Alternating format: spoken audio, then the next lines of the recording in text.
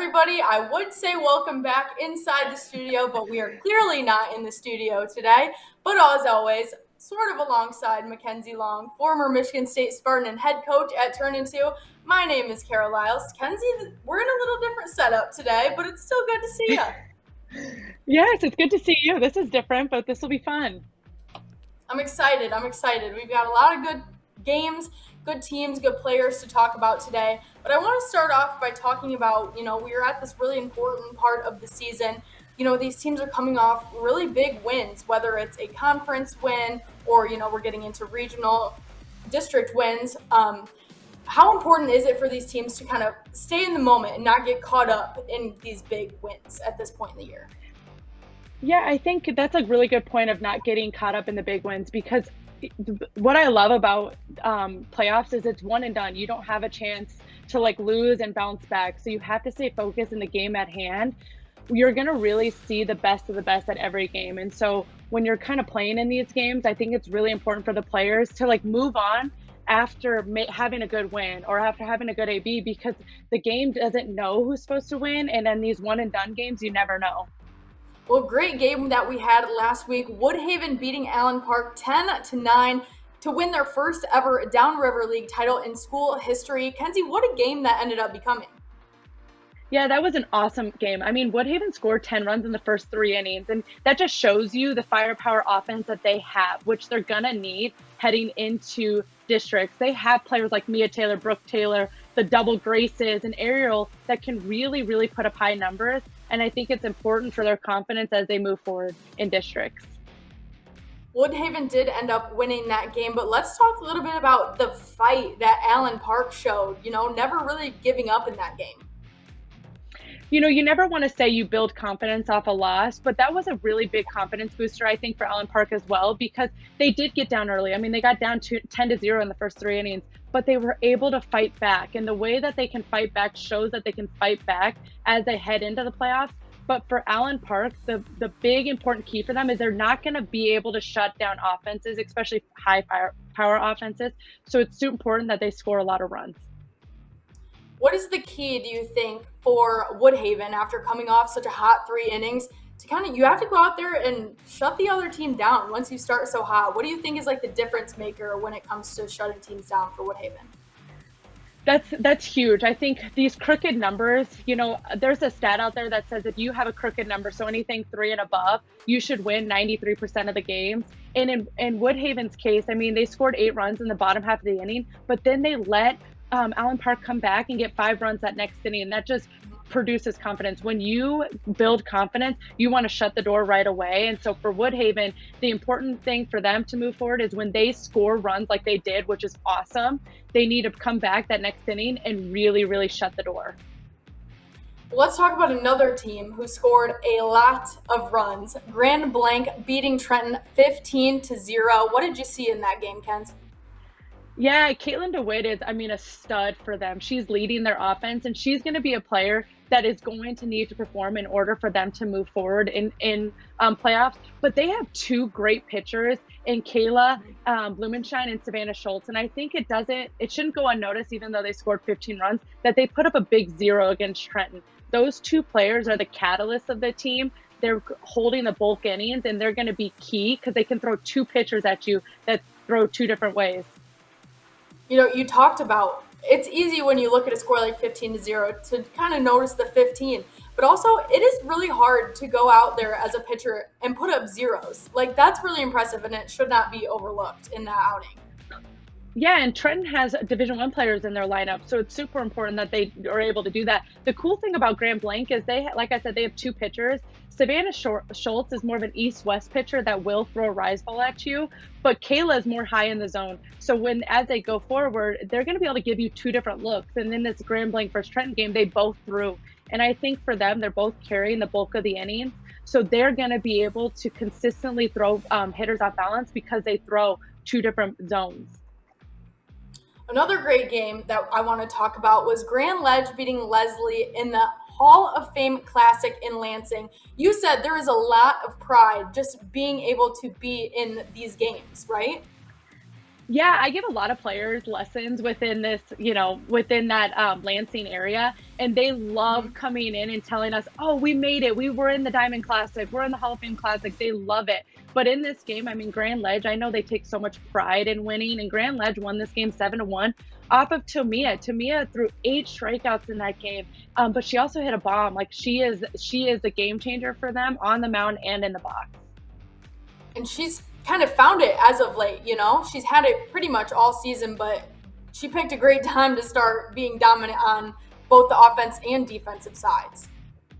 Yeah, and what I love is Leslie has a very older lineup. They're very seasoned. The first four batters are seniors, and she was able to keep them at bay with only going 2 for 10 in that game. And they have some speed in the lineup. They have some power in the lineup, and so to be able to shut down an offense like Leslie is going to bode her well as she moves forward and give her confidence.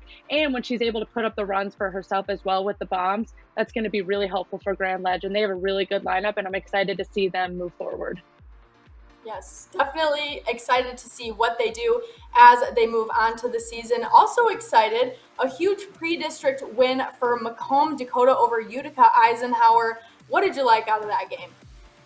I mean, look at that B-roll. Look at how much fun that they're having. They're having so much fun. Like, I love that. Gracie was 12 strikeouts on the day, but she also had a 3-run bomb.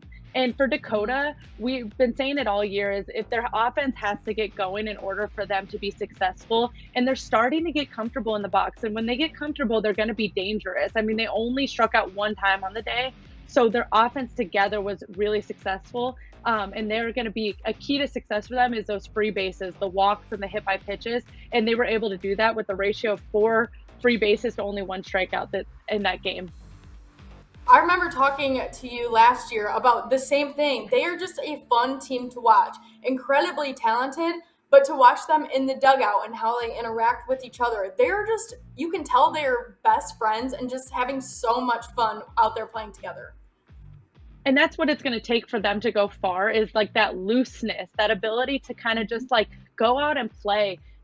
As you start, they've always had really good pitchers. They had a great pitcher last year in Megan Nectarline. They have a pitcher in Gracie Maloney. So they know that their defense is going to show up. So they have to be loose in the box. So when you're starting off the game dancing and having fun, that's a great way to start being loose and not feeling the pressure of the expectations. I mean, they have expectations. And so it's a good way to kind of dance the expectations off.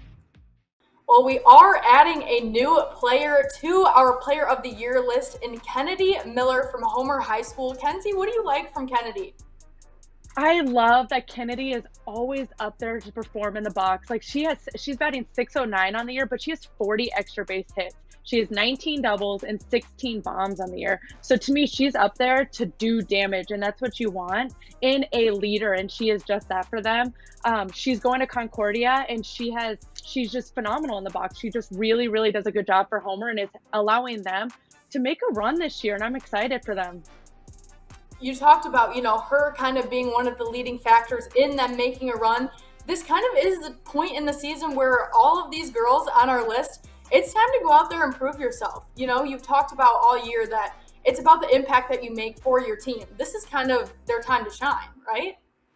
100%. When you're talking about impact, there's so many different ways you can impact a game. And so for our players, the players that are on this list, the goal isn't always to go in there and be the best in the box or be the best on the mound. The goal is to help your team move forward. In this time of the season, it doesn't matter if you're 4 for 4, if your team isn't winning. It's really important to allow your team and put your team in the best position possible to be successful. And Kennedy is doing just that. She has 73 RBIs on the year, but she also has 66 runs scored. So for me, she's not only hitting in the runs, but she's also scoring herself. So she is definitely impacting.